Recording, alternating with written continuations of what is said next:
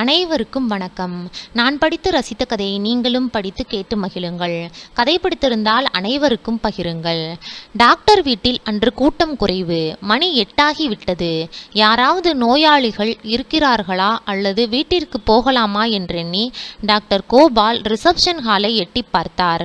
இளம்பெண் ஒருத்தி கையில் குழந்தையுடன் உட்கார்ந்திருந்தாள். அவளை உள்ளே அழைத்தார் டாக்டர். உனக்கு என்னம்மா உடம்புக்கு என்று கேட்டு அவளை ஏற இறங்க பார்த்தார். வயது 19-20 தான் இருக்கும் அவளுக்கு. கிளுக்கென்று சிரித்தாள் அவள்.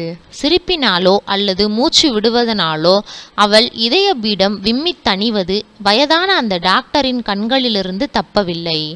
எனக்கில்லை டாக்டர், இதோ என்று குழந்தையை சுட்டிக்காட்டினாள்.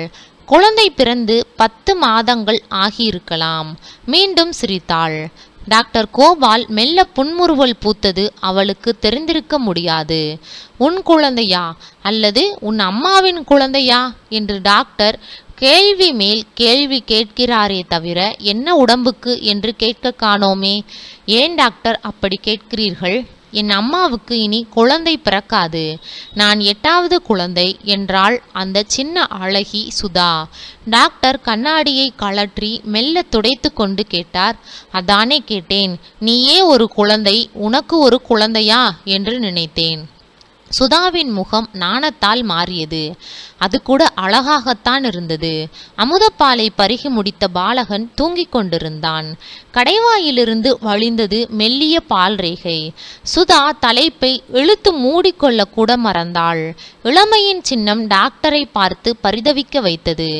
ஆமாம் டாக்டர், நான் அம்மாவுக்கு செல்ல குழந்தை. எனக்கு போன வருடமே கல்யாணம் செய்து கண்குளிர பார்த்து விட்டாள். இந்த வருடம் பேரனையும் பார்த்து மகிழ்ந்து கொண்டிருக்கிறாள் என்றாள் சுதா. மீண்டும் சிரிப்பு. அது சரி, உன் கண்ணுக்கடியில் உள்ள கருவளையம் இன்னொரு பேரனையோ பேத்தியையோ பார்த்து விடுவாள் உன் அம்மா என்று கூறியவாறு ஸ்டெதஸ்கோப்பை குழந்தையின் முதுகில் வைத்தார். குழந்தைக்கு மார்பில் சளி. பால் கொடுக்கும் தாய் மிகவும் ஜாக்கிரதையாக இருக்க வேண்டும். உன் அமுதத்தை அது சாப்பிடுகிறது. அமுதம் படைக்கும் நீ கவனமாக, பத்திரமாக, சற்றே எச்சரிக்கையாக என்று கூறிக்கொண்டே போனவர் சுதாவின் நாடியையும் மெல்ல பார்த்தார். குழந்தை, நான் உன்னை அப்படித்தான் அழைக்கப் போகிறேன்.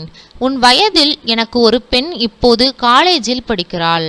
உனக்கோ கல்யாணமாகி ஒரு குழந்தை பிறந்து மற்றொரு குழந்தைக்கும் நீ தாயாக போகிறாய். உன் கணவருக்கு என்ன வேலை? அவர் உன்னுடன் வரவில்லையா என்று சுதாவின் குடும்ப கதையை மெல்ல கேட்கத் தொடங்கினார் டாக்டர் கோபால். சுதாவுக்கு சற்று கஷ்டமாக இருந்தது. தூங்கும் குழந்தையை குனிந்து அருகில் உள்ள பெஞ்சில் விட போனவள் அப்போதுதான் உணர்ந்தாள், இடதுபுறத்து அமுதத்தை குழந்தை சுவைத்த பிறகு அமுத கலசத்தை மூடி மறைக்கவில்லை என்று. அவளுக்கு நாணம் உச்சந்தலை முதல் உள்ளங்கால் வரை ஜிவ்வென்று பாய்ந்தது. தான் இன்னும் குழந்தைதானே, அம்மாவும் பலமுறை கூறியிருக்கிறாளே. சுதா, தூங்கும்போது சற்று மாராப்பு மீதும் கவனம் இருக்கட்டும். குழந்தைத்தனம் இன்னும் போகவில்லை என்று அதை நினைத்து கொண்டாள். டாக்டரிடம் சற்று மனம் விட்டு பேச வேண்டும் போலிருந்தது. டாக்டர், 3 மாதம் உண்டாகி இருப்பதை 2 நாட்களுக்கு முன்புதான் உணர்ந்தேன். என் வயதே ஆகும் என் சிநேகிதிகள் ஜாடையாக என்னை கேலி செய்கிறார்கள். குழந்தை பெற்றால் நீயாவது குழந்தைக்கு பால் தருகிறாய். இந்த காலத்தில் குழந்தை வாயில் ஒரு ரப்பரை திணித்து விடுகிறார்கள். அது சரி, உன் கணவருக்கு எங்கே வேலை என்று கூறினாய்? மில்லில் வேலை, ஷிஃப்ட் டியூட்டி. உன் கணவர் உன்னிடம் பிரியமாக இருப்பாரா? டாக்டரின் இந்த கேள்விக்கு பதில் கூறாமல் முகத்தை மறைத்து கொண்டாள் சுதா. சுதாவின் கணவன் துரை அவள் மேல் உயிரையே வைத்திருந்தான் என்று கூறலாம். 23 வயதுதான். சுருள் சுருளான தலைமுடி, சிரித்த முகம். சுதாவுக்கு அவனது கிராப்பு தலையின் மீதும் மார்பில் படர்ந்திருக்கும் ரோமக்கொடி மீதும் மோகம். எவ்வளவு நேரம் கழித்து டியூட்டியில் இருந்து வந்தாலும் சிரித்து பேசி மகிழ்ந்து குலாவிய பிறகுதான் படுக்கைக்கே செல்வார்கள். அப்படி என்னதான் பேச்சும் சிரிப்பும் இருக்குமோ என்று அடுத்த போர்ஷன் குடித்தனக்காரர்கள் அங்கலாய்க்கும் அளவுக்கு அவர்களது இரவு லீலை இருக்கும். முதல் பிரசவத்திற்கு பிறந்த வீட்டிற்கு அனுப்ப முடியாது என்று கணவன் பிடிவாதம் செய்தது இப்போதும் சுதாவின் நெஞ்சில் பசுமையாக இருக்கிறது. குழந்தை போல் சுதாவின் மடியில் முகத்தை புதைத்து கொண்டு, சுதா, உன் அம்மாவைத்தான் இங்கே பிரசவத்திற்கு உதவியாக வந்துவிடச் சொல்லேன். உங்க ஊர் ஆஸ்பத்திரியை விட எங்க மில் ஆஸ்பத்திரியில் வசதி அதிகம் சுதா என்று குழைந்ததும் அதற்கு அவள் பல சமாதானம் கூறி மறுத்ததும், சுதா, சுதா, உன்னை விட்டு என்னால் எப்படி பிரிந்திருக்க முடியும் என்று அவன் கெஞ்சியதும் கொஞ்சியதும் இப்போது கூட கண்முன்னால் நின்றன. சுதா தலைப்பிரசவத்திற்கு பிறந்த வீடு போனாள். அவள் போன 45 நாட்களிலிருந்தே எப்போது வருகிறாய் எப்போது வருகிறாய் என்று துரை கடிதம் எழுத தொடங்கிவிட்டான். சுதாவுக்கும் தன் கணவனை விட்டு பிரிந்திருக்க முடியவில்லை. பிஞ்சு குழந்தையை எடுத்துக்கொண்டு வந்து சேர்ந்தாள். அன்றிரவிலிருந்தே குழந்தையின் அழுகை சப்தமும் அந்த இளம் தம்பதியின் கலகலப்பு ஒலியும் கேட்கத் தொடங்கிவிட்டன.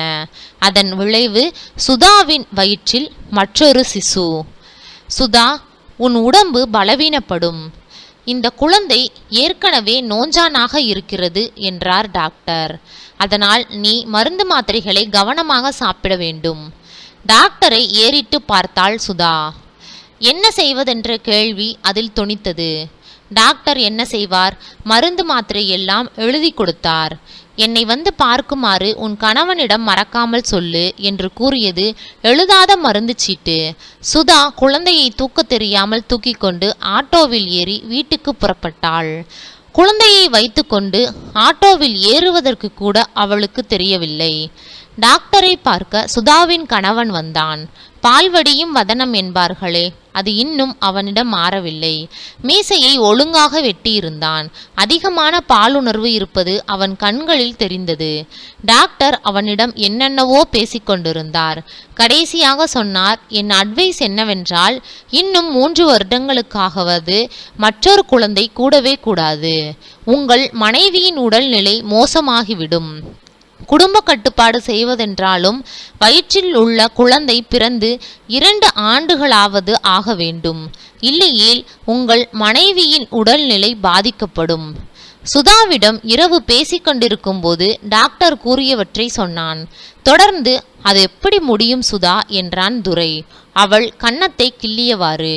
அவள் மீது சாய முற்பட்ட அவனை, ஜாக்கிரதை, பாப்பா வயிற்றிலிருந்து கோவிச்சுக்கும் என்றாள் சுதா. தொடர்ந்து காதல் சிரிப்பு. சரிதான், நீயும் டாக்டர் பேச்சை கேட்டு மனம் மாறத் தொடங்கிட்ட என்று சினுங்கினான் அவன். அவன் கழுத்தை தழுவி கொண்ட சுதா, என் கண்ணு, எனக்கு என்னமோ இப்போதெல்லாம் உடம்பு முடியல. நாம எப்பவுமே பிரியாம இப்படியே இருக்கணும் என்பதுதான் என் ஆசை. டாக்டரோ கடவுளோ யார் சொன்னாலும் நான் சம்மதிக்க மாட்டேன் என்றாள். சுதா மற்றொரு குழந்தையை பெற்றெடுத்தாள். பிறக்கும் போதே எடை குறைவாகத்தான் இருந்தது. சுதாவுக்கும் உடல் பலவீனப்பட்டு விட்டது. டாக்டர் வந்து பார்த்து குறைந்தது 6 மாதத்திற்காவது பூரண ஓய்வு வேண்டும் என்று வற்புறுத்தி கூறிவிட்டார். அவன் சம்மதிப்பானா? சுதா பிறந்த வீட்டிற்கு போகக்கூடாது என்று அவன் கண்டிப்பாக கூறிவிட்டான். டாக்டர் கூறிய எல்லாவித டானிக்குகளையும் மாத்திரைகளையும் வாங்கி குவித்து விட்டான். ஆனாலும் சுதாவின் தாயார் அவளை ஊருக்கு அழைத்து சென்று விட்டாள். மருமகனிடம் சற்று கோபிக்கவும் அவள் தாயார் தவறவில்லை. 2 மாதங்கள்தான் சென்றிருக்கும். துரைக்கு இருப்பு கொள்ளவில்லை. கடிதம் மேல் கடிதம் போட்டான். ஒரு நாள் ஊருக்கே புறப்பட்டு சென்று அடுத்த வண்டியிலேயே சுதாவை அழைத்து வந்து விட்டான். முதல் குழந்தை சுதாவை விட்டு கீழே இறங்க மறுத்தது. 2வது குழந்தை சதா அழுது கொண்டே இருந்தது. வண்டியில் பரிதாபமாக பலர் பார்த்தனர். பாவம், சவலை, அதனால்தான் எப்போதும் சினுங்கிக் கொண்டு அழுகிறது என்று வண்டியில் இருந்தவர்கள் பேசிக்கொண்டனர். மறுநாள் சுதாவுக்கு டாக்டரின் நினைவு வந்துவிட்டது. உடனே டாக்டரை போய் பார்க்க வேண்டுமென்று தோன்றியது. சுதா, சௌக்கியமா என்று டாக்டர் வரவேற்றார். சௌக்கியமாயிருந்தால் டாக்டரிடம் வருவார்களா சார் என்று சுதா ஒரு போடு போட்டாள். நகைச்சுவையாக பேசி உடல் உபாதைகளை தீர்த்து கொள்ள விரும்பினாள். பரவாயில்லை, நன்றாக ஜோக் அடிக்கிறாயே, இனி நீ குழந்தை இல்லை, பெரியவள் என்றார் டாக்டர். அப்ப இன்னொரு குழந்தை என்று சுதா சொல்லி சிரித்தாள். அதுதான் கூடாது சுதா, நீ எப்படி ஆகிவிட்டாய்? 1 வருடத்திற்கு முன்பு இருந்த சுதாவா நீ? இன்னொரு குழந்தையா? நோ. ஆமா சுதா, நான் கேட்கிறேன் என்று தவறாக நினைக்காதே. உன் கணவருக்கு வேற என்டர்டெயின்மெண்ட்டே கிடையாதா? நீதான் அவருக்கு எடுத்து சொல்ல வேண்டும். மனசை வேறு திசையில் திருப்பிக் கொள்ள வேண்டும். நீ வீட்டிலே என்ன செய்கிறாய் என்று சற்று கோபமாகவே கேட்டார். சுதாவின் கண்கள் கலங்கியிருந்தன. டாக்டர், அது சம்பந்தமாகத்தான் உங்களிடம் நான் யோசனை கேட்க வந்தேன். ஒரு வேலையும் இல்லாமல் வீட்டிலே இருந்தாலே மனம் அலைப்பாகிறது. டியூட்டியிலிருந்து பகல் 1 மணிக்கு வந்தால் உடனே அவர் என்னை கூப்பிடுகிறார். ஒரு யோசனை சொல்லுங்கள் டாக்டர். டாக்டர் சிரித்தார். அந்த யோசனையை சென்ற வருடமே நீ செய்திருக்கலாம். நான் ஒன்று சொல்கிறேன். பேசாமல் டீச்சர் ட்ரைனிங்கில் சேர்ந்துவிடு. அங்கேயே தங்கி படிக்கலாம். 2 வருடங்கள் படிப்புக்கு படிப்பு, பிற்கால வாழ்விற்கு நல்ல திட்டம். சுதா தன் கணவனிடம் டாக்டர் கூறியதை சொன்னதும் அவனுக்கு கோபமாய் வந்தது. 2 வருடமா? சுதா, என்னை கண்டால் உனக்கு பிடிக்கவில்லையா என்று துரை கேட்டான். ரொம்பவும் பிடிக்கிறது. வருங்காலத்தில் நாம் நன்றாக வாழ வேண்டாமா? நம் குழந்தைகளை நல்ல முறையில் வளர்க்க வேண்டாமா? ஏன் என்னால் வளர்க்க முடியாது என்கிறாயா? சம்பள உயர்வும் போனஸும் யூனியன் மூலமாக கேட்கிறோம். அது கிடைத்தால் 2 குழந்தைகள் என்ன 5 குழந்தைகளை காப்பாற்ற முடியும் என்றான் வீராப்புடன். சுதா மறுபடியும் டாக்டரிடம் சென்றாள். உடல்நிலைக்காக இல்லை, மனநிலை பற்றியே. ட்ரைனிங் பள்ளியில் சேர்வதற்கு சிபாரிசு கடிதம் வாங்க. இதை அறிந்த துரை மிகவும் கோவப்பட்டான். ஏன் சுதா, ட்ரைனிங்கில் சேர முடிவு செய்து விட்டாயா? 2 வருடங்கள் என்னை பிரிந்திருக்க உனக்கு எப்படி மனம் வந்தது என்று துரை சீறினான். சுதா ஒன்றுமே பேசவில்லை. சுதா, இன்னும் 2 நாட்கள் பொறு. சம்பள உயர்வு, போனஸ் விஷயம் முடிவாகிவிடும். பணத்திற்காகத்தானே டீச்சர் வேலைக்கு நீ படிக்கப் போகிறாய். அந்த அவசியமே ஏற்படாது என்று குலைந்தான். ட்ரைனிங் பள்ளியில் சேர 4 நாட்கள் இருந்தன. குடும்பம் நடத்த மேலும் பணம் போதவில்லை என்பதற்காக படிக்கப் போகிறாளா? மற்றொரு குழந்தையை தடுப்பதற்காக அவள் பிரிந்திருக்க விரும்புகிறாளா என்பது அவனுக்கு எப்படி தெரியும்? 2 நாட்கள் ஓடி பறந்தன. 3ஆம் நாள் மாலை துரை தலையை தொங்க போட்டு கொண்டு வீட்டிற்கு வந்தான். சுதா, மில்லை மூடிவிட்டார்கள். ஏற்கனவே நஷ்டத்தில் ஓடுகிறதாம். வேலையில்லாமல் ஆயிரக்கணக்கான தொழிலாளர்கள் நடுத்தெருவில் நிற்கிறார்கள் என்று கூறும் பொழுது அவனுக்கு ஏனோ நெஞ்சு தழுதழுத்தது. அவனுடைய முகத்தில் ஈயாடவில்லை. கலகலப்பான பேச்சை காணோம். சுதா தன் இருபுறமும் 2 குழந்தைகளை படுக்க வைத்து கொண்டு அவர்களை அழாது தூங்க வைப்பதிலேயே இரவு பொழுதை கழிப்பாள். ட்ரைனிங்கில் சேர்ந்து விட்டால் குழந்தைகளை யார் காப்பாற்றுவார்கள்? குழந்தைகளை பார்த்து கொள்வது இருக்கட்டும், குடும்பத்தை காப்பாற்ற வருமானம்? துரை வீட்டிலேயே தங்குவதில்லை. வேலை தேடி அலையாத இடமில்லை. சுதா, எனக்கு கவலையாக இருக்கிறது. குழந்தைக்கு பால் பவுடர் வாங்கக்கூட பணம் இல்லை, வருமானம் இல்லை என்று துரை கண் கலங்கினான். குழந்தை போல் கண்ணீர் விடும் அவன் தலையை மெல்ல கோதி மடிமீது கிடத்தி, இதற்கெல்லாம் வருத்தப்படலாமா? நாளைக்கு நான் ட்ரைனிங்கில் சேரப்போகிறேன். 2 வருடங்கள் ஓடிவிடும்.